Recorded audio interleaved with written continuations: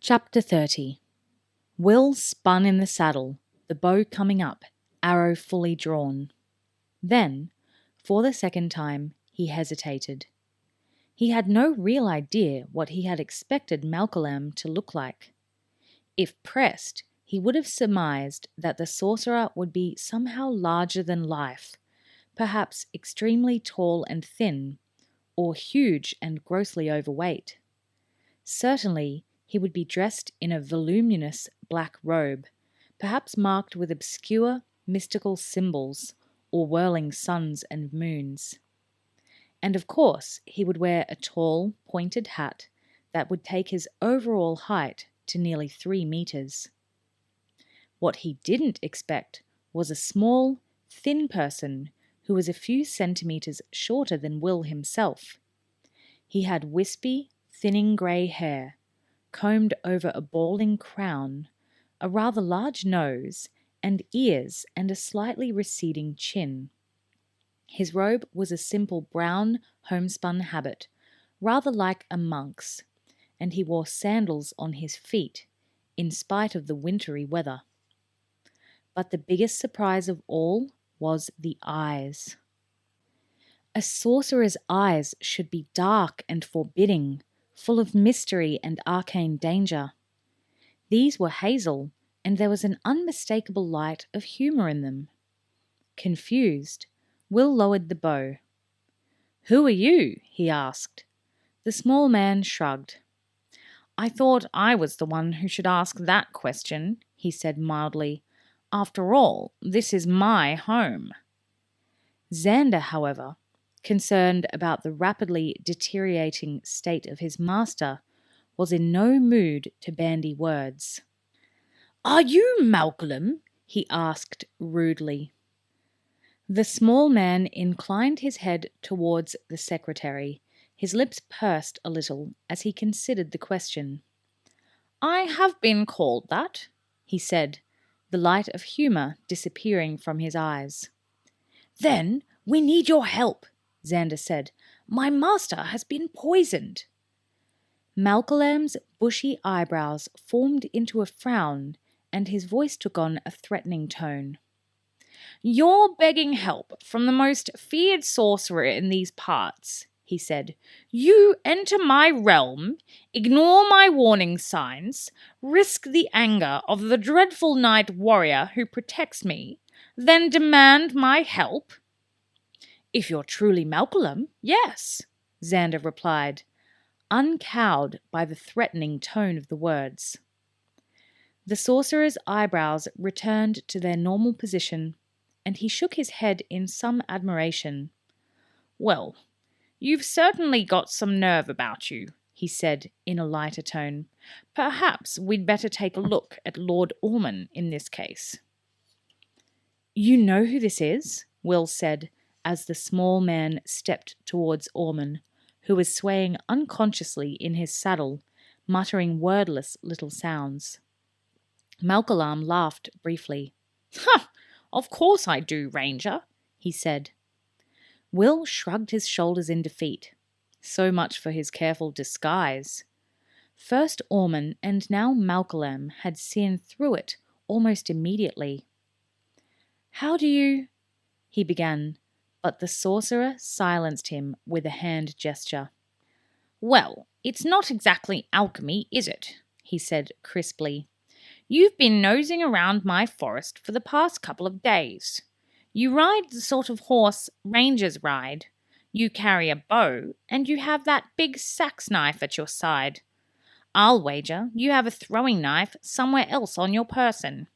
Plus, that cloak of yours has the most disconcerting habit of blending into the background. What else could you be? A jongleur?" Will opened his mouth to reply, but no words came. Zander, however, was less inclined to silence. "Please," he said, "my master could be dying while you two prattle on." Again, Malcolm's eyebrows shot up. "A ranger and a sorcerer," he said in some wonder. "And he tells us we're prattling on. This is a bold fellow indeed." And, even as he said it, His keen eyes were scrutinizing Orman's face. He stretched up to touch the castle lord, but couldn't quite reach. "Trobar," he called, "leave the dog for a moment and get Lord Orman down for me." The giant reluctantly rose from where he had continued to pet the dog and shambled towards Orman's horse. Zander slipped down from the saddle and placed himself between his master and the massive figure. Will, feeling that events were moving a little too quickly for him, dismounted as well. He exchanged a puzzled glance with Tug. The horse seemed to shrug. "How should I know?" the movement said. "I'm just a horse." Trobar stopped before the determined figure who barred his way. "He won't hurt him," Malcolm said, a little impatiently. "If you want my help, it will be quicker if you let him carry your master inside." Reluctantly, Zander stepped to one side. Trobar moved forward, loosened the ropes tying Orman in place, and let the unconscious man slide out of the saddle to cradle him in his arms. He looked inquiringly at Orman, who gestured to the house. "Take him inside, to my study." Trobar set off, carrying the unconscious man as if he weighed no more than a feather. Zander trotted beside him, and Will and Malcolm followed. "Interesting, the way he reacted to your dog," the sorcerer said chattily. "Of course, he had a border shepherd as a child before the villagers drove him out. It was his only friend. I think it broke his poor heart when it died." "I see," said Will. It seemed the safest reply he could come up with. Malcolm glanced sideways at him. So young, he thought, and so much responsibility. Unseen by the young ranger, he grinned to himself. He gestured to a bench on the veranda. "There's no need for you to come in while I examine Lord Orman," he said. Will nodded and moved to the bench. Zander, however, drew himself up as straight as he could. "I'm coming in," he said. His tone brooked no argument, and Malcolm shrugged. "As you wish. But you brought him here, after all. It's a little late to start worrying that I might harm him somehow." "I'm not worried about that," Zander said stiffly. "I'm just—" He trailed off. Malcolm waited expectantly, urging him to finish. When he didn't, the sorcerer finished for him. "Worried that I might harm him somehow." Zander shrugged. It was exactly what he did think, but he realized it wasn't politic to say so when he was asking the sorcerer's help. "Just remember, I'll be watching you," he said awkwardly. His hand dropped to the dagger at his side, but he was all too obviously a man who was unaccustomed to using weapons. Malcolm smiled at him. "I'm sure your master would be proud of you.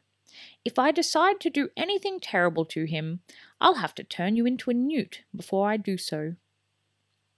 Zander studied him suspiciously for a few seconds, then decided that he was probably joking. Probably.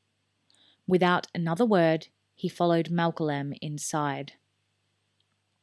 Will sat on the bench and leaned his back gratefully against the rough log walls of the house. The sun was just beginning to sneak under the eaves of the house, and it warmed his feet and legs as he stretched out. Suddenly, he was exhausted.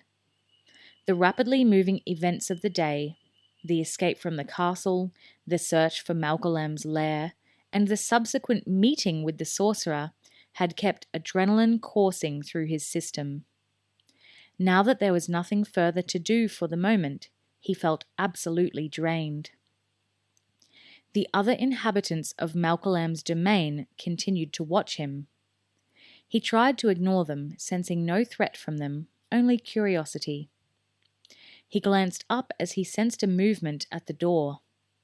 Trobar, the giant, came out of the house.